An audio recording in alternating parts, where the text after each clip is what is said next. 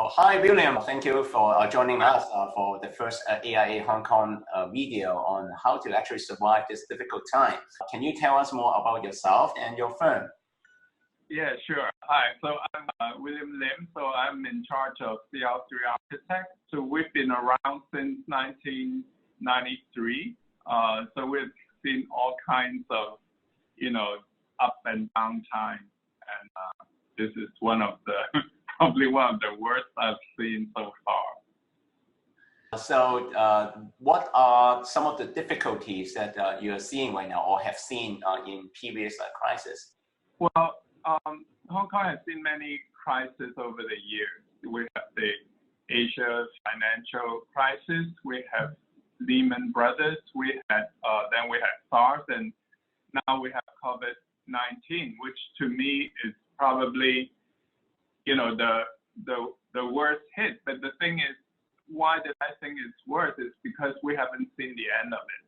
During SARS, I also felt that it was really bad. But then after we see the end of it, then we knew the whole story, and then we go back and then we find out where our weak points are, and then we try to overcome that for the next crisis. And yesterday, very interestingly, I heard the health minister from Korea said something, and she is spot on. She is saying this is a crisis we're going through, but this is not going to be the last crisis.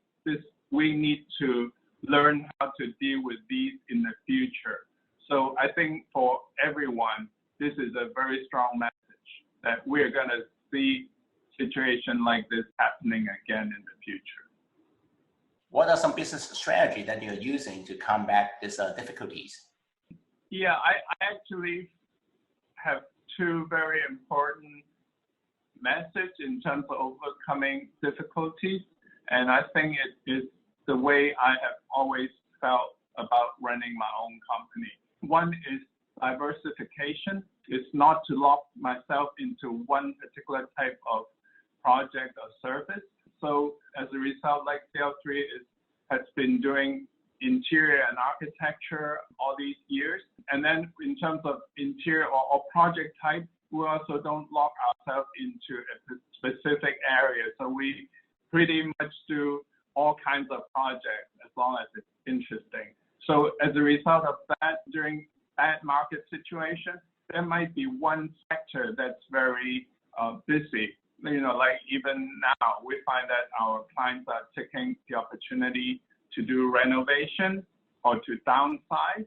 And these actually are works that require our services. So I feel that, being able to diversify the office is very important. The other thing is to not overextend ourselves, not expand too much during a boom time. We always want to take on just enough work to sustain the office. I never felt that I want to overextend myself. Playing it more conservative is actually a very good way to sustain a difficult market like this. Of course, during a very prosperous time, we might miss out some opportunity, or we might say we'd have to turn down certain work. But then I think as far as a long time strategy, I feel that this is something that at least I can sleep at night. Many people wanted to diversify, but how do we do that? Recently, one of the firms was telling me that they wanted to break into healthcare because it has been a big market, but it's not an easy thing to do if you don't have the prior portfolio. How do you diversify? Right. Well, I feel for me, diversification might not mean to hit an area where I'm totally unfamiliar with. I think whatever we're trying to handle, it has to be something that you are familiar with and you're passionate about. About 15 years ago, we have not done any hotel work, and I was desperate to want to do hotel work. So the way to do it, of course, I don't want to do. I wouldn't have the opportunity to do a full hotel. So I ask clients to just give me one portion of it. Just give me a restaurant. Just give me one room type to do. And if you get that opportunity, and if you really like put your heart to it and really do a good job, then that will lead to other opportunities.